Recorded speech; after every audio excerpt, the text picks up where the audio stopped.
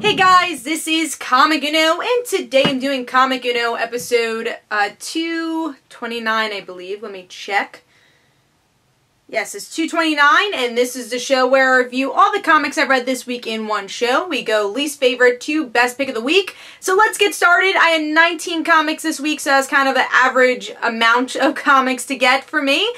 So let's get started. So number 19, my least favorite, was Avengers. So I just haven't really been liking this event. It just hasn't been for me. I want to stick through it just to kind of see how it ends, but I just feel like this issue did have a bit more character-drivenness. I like at least we had Rogue's voice and some of the other characters, but I still feel like it jumps so much, it's hard to kind of enjoy the overall story. So, for me, I gave Avengers 2 stars, and that is number 19.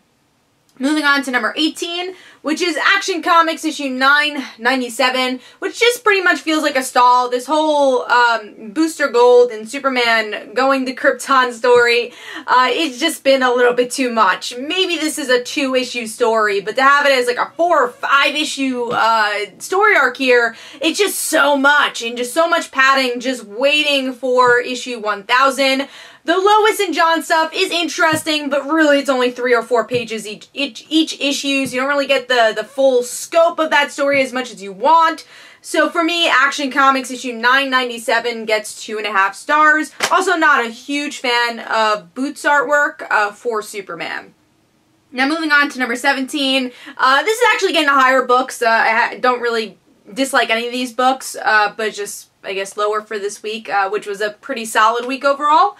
So, number 17 is Kick-Ass, issue 1. So, this is a book, I enjoyed the character for sure. I like that she was a mother, she was in the military, and what sends her down the route of being Kick-Ass. Now, I will say I kind of wish there was more justice to it. It's definitely more of like, I need to get money for my kids, you know? So it's definitely a different view of being Kick-Ass than, you know, Dave's character, which was the original Kick-Ass. Now, the only thing that takes me out of the story, well, first of all, John Romita Jr. is not my favorite artist, so that's one thing, but I do think his art obviously fits for Kick-Ass, so, and I think his stronger artwork is for this title. But another thing that kind of takes me out of it is, do we need another Kick-Ass? And I don't know if we really get that answer just yet. At least issue 1 doesn't say, yes, we need more Kick-Ass. It just feels like, yeah, okay. We'll get more Kick-Ass, I guess.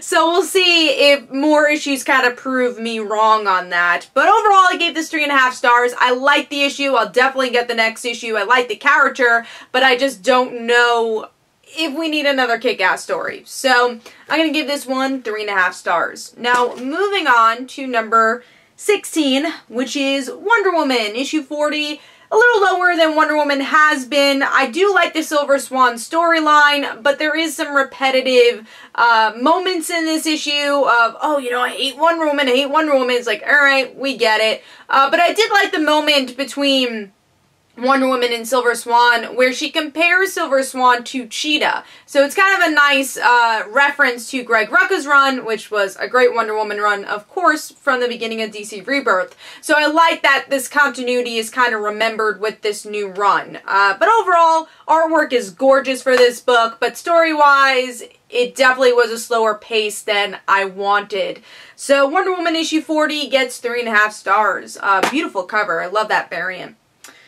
Alright, so moving on to number 15, which is the Amazing Spider-Man Renew Your Vows issue 16, which kind of still goes to a lot of cliches for Spider-Man. It just hasn't been able to find its own voice. We have Peter being a teacher again, you know, Annie pretty much acting like Peter as a kid. You know, they're very similar characters. They both don't fit in social, I guess, environment, and it's Annie trying to find her place, but the opposite is that she's embarrassed of her father. So there's just a lot of cliches of being a teen, and Annie's just hasn't really found her own voice yet. And again, this whole series really hasn't found its own voice, except that it's this family book, and I kind of wish it relied on that a little bit more. There's definitely a sense of it here, but I want to see that dynamic shine even more. And even the artwork is okay, it's average. There's some facial expressions I kind of didn't love, like, the J. Jonah Jameson facial expressions. His face was all scrunched up. But yeah, overall, gave Renew Your Vows issue 16 3.5 stars. So, moving on to the regular Amazing Spider-Man Annual issue 42, which I think is a big improvement from what we've been getting. It brings Peter and Betty to team up with each other. It was cool to hear Ned's name again. I will say I think it was way too long for what the story was. There's definitely a lot of slow parts to the issue, but overall I like the concept of the issue, and the ending is just like Peter celebrating his birthday and forgot it was his birthday, which is cute but also kind of fillerish. So overall I give this 3.5 stars. Definitely a better read than past Amazing Spider-Man issues, but also doesn't really offer that much new to say you must pick up this annual. So I'm gonna give this one 3.5 stars. So moving on to number 13, which is Sideways, issue 1, and definitely my favorite out of the DC Metals New Age Heroes lineup. I didn't love Damage, Silencer I didn't love, just both series didn't really give me a hook. Sideways, on the other hand, gives me a hook. But I also love coming of age stories, so that's why I like this book. Is it an amazing book? No. I mean, there's definitely some genericness to it. I don't know if it really stands out from any other teenage book, but it's still fun. I liked that we get to see his supporting cast in this book. I like that his best friend kind of makes costumes for her hobby. So I liked her personality, I think, more than even our main character. But I like their friendship. I like that we learn more about his family. And overall, it's a fun book. I'll probably pick up the next issue. At least it gave me a better hook than, again, the other New Age heroes. So Sideways issue 1 gets 3.5 stars with pretty solid artwork too, overall. Alright, so moving on to number 12, which is Marvel 2-in-1, Thing and the Human Torch, issue 3. So, this issue was a little lower than last issue, which made my pick of the week, but still a fun one. I like seeing that the Human Torch is trying to get his abilities back and Thing is helping him out. But, again, a bit, I guess not slower, because again, you get some more plot progression, but I wanted even more of the Fantastic Four character moments we got from issue 2 and 1. But I still think this is a really solid series. Artwork changes a bit, but it's still really good artwork. A little bit cartoonier than the other artists, but still very expressive. So overall, gonna give this issue 3.5 stars. Moving on to, let's see what we got next. We got number 11, which is Hack and Slash vs. Vampirella issue 5, which is a solid ending to this overall fun miniseries. If you like the sass and personality of Vampirella and Cassie Hack, then pick this up. You know, the final battle is pretty two-to-numbers type battle, but the personality, fun, action is what really makes it here. So I gave this one 3.5 stars. And the artwork honestly is better here than the regular Hack and Slash book and also the previous Vampirella book. So giving this one 3.5 stars. Moving on to number 10, which is Batgirl and the Birds of Prey, issue 19. I will say there are some filler moments here, like there's the scene with Batgirl and Poison Ivy that I don't think was really needed, but I did like the voice of Batgirl here, especially as we get to the more emotional core ending, that Batgirl does some shady stuff. She steals some information from Calculator, and this causes for the death of the other Oracle, and now obviously Barbara sees this as her fault and she wants to quit being Oracle. One thing I really applaud this series so far have been doing is balancing the personas of Batgirl and Oracle and understanding Barbara's relationship with both personas, and I'm really looking forward to this story arc to see how they balance it even more. So Batgirl and the Birds of Prey issue 19 gets 3.5 stars. Artwork overall solid, good action, and some good emotions here for the artwork. Alright, so moving on to number 9, which is Xena, issue 1. Glad to see this high. I've never watched a Xena episode in my life. All I know is that it's related to the Hercules world and that Xena and Gabriella, you know, there's a lot of romantic tension between them in the show. That's all I know about the show. And I really think that Meredith Finch does a good job at making this new reader friendly. If you've never seen the show before, you get the world. And even though it's definitely a little slow in the beginning, where it's just Gabriella, at first you're like, where's Xena? They do set up the relationship between them very well with this. And what really made this issue was the artwork. Man, there is some gorgeous artwork here. And it does play out like a first scene of a television show or movie, which I think is exactly what you would want with a Xena comic book. So I'm going to give this one 3.5 stars, and definitely gave me enough to want to pick up the next issue. Alright, so moving on to number 8, which is Archie issue 28. And this issue, I really love the Archie, Betty, Veronica stuff here, especially Betty and Veronica, where they decide to go to the dance together. But what I really like about that scene is that they're bonding as friends. It's not just like, oh, we're talking about Archie. They're talking about each other. And, you know, that's nice. It's something different from their relationship.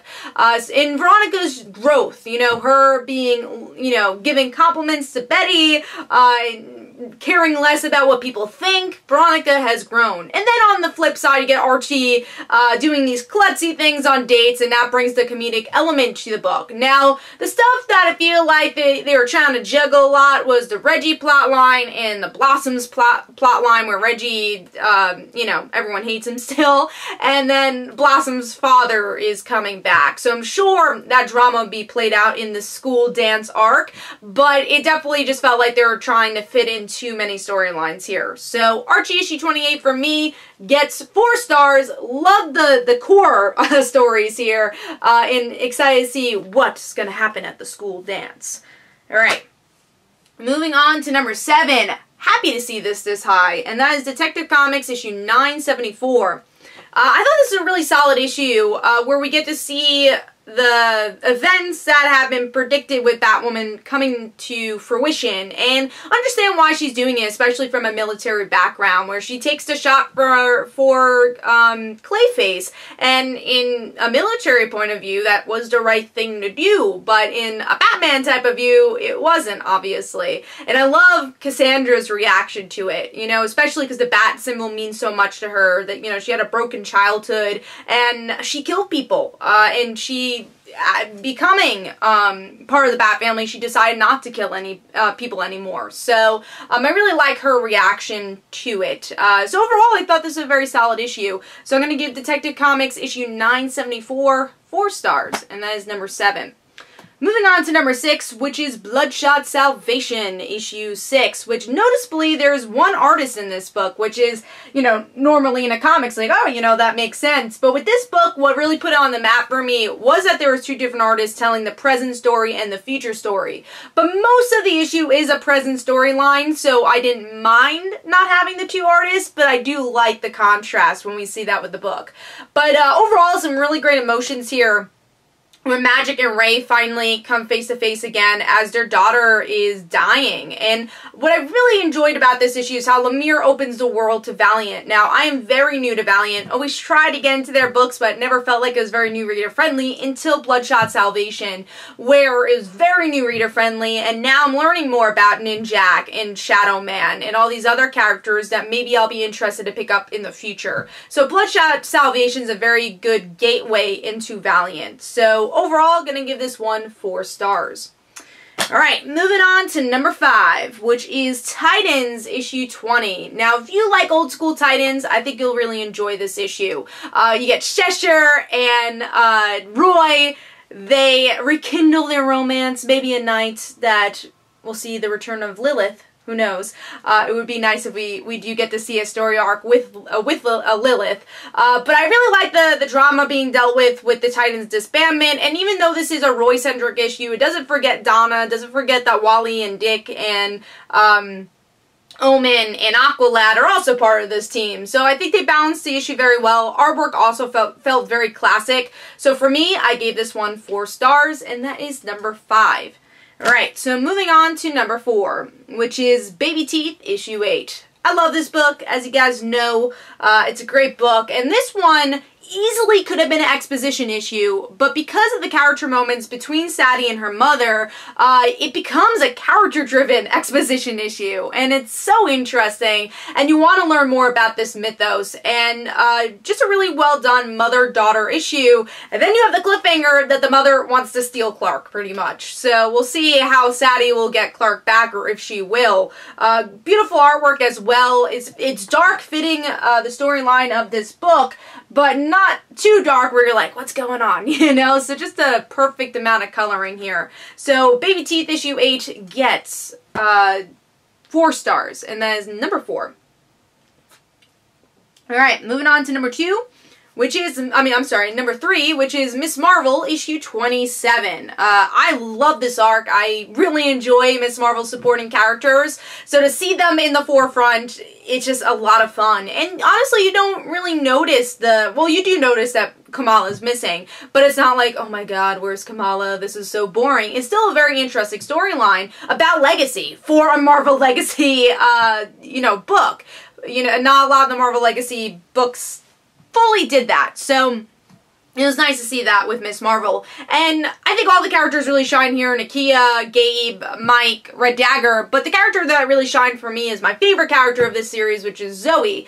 Where, first of all, I love just her back and forth with the person from the nursing home. I thought that was fun. But Zoe, just showing how much she's changed as a character. I love her development. She was this school bully who didn't really understand herself. And because of Miss Marvel, and because she was saved by Miss Marvel and saved many times by Miss Marvel, she understood, herself a little bit more. And she embraces that with, wearing the Miss Marvel symbol. And I love the moment where she sees Nakia is in harm's way and she does not hesitate. She, she's ready to die herself and pushes Nakia out of the way. Zoe's safe, thank God. But it's cool to see that heroic moment from Zoe, especially in this whole issue. She's like pretty much saying, I'm not as good as Miss Marvel. I don't really know what I was thinking. So I really enjoyed that moment. And then you have the awesome cliffhanger that Miss Marvel's supporting cast is going to team up with Captain Marvel. So very excited to see how this arc is going to end. And just a really solid arc overall. So I gave Miss Marvel issue 27 4.5 stars. So moving on to number 2, which is Kill or Be Killed, issue 16. Love this book, and here we really get into Dylan's head of what he thinks of justice. He even has this whole monologue saying, this is why I feel the way I do about justice. And it's all on the inside of a mental hospital, so he sees the injustices of what's going on. He sees this woman sexually assaulted, and he says, I need to do something. And he's ready to kill this person. And then, in the outside world, someone's dressing up as him. He doesn't know who, why they're, copying him. And then his roommate finds out that his, Dylan is the vigilante. So a lot of great plot progression, but as always, Dylan's voice is electrifying and magnetic for this book. So Kill or Be Killed issue 16 gets 4.5 stars. Gorgeous artwork too, very melancholy tone, and Sean Phillips just aces it, especially when Dylan is on medication. I feel like both Ed Brubaker and Sean Phillips really show that turn very well. Alright, so that is number 2. Moving on to number 1.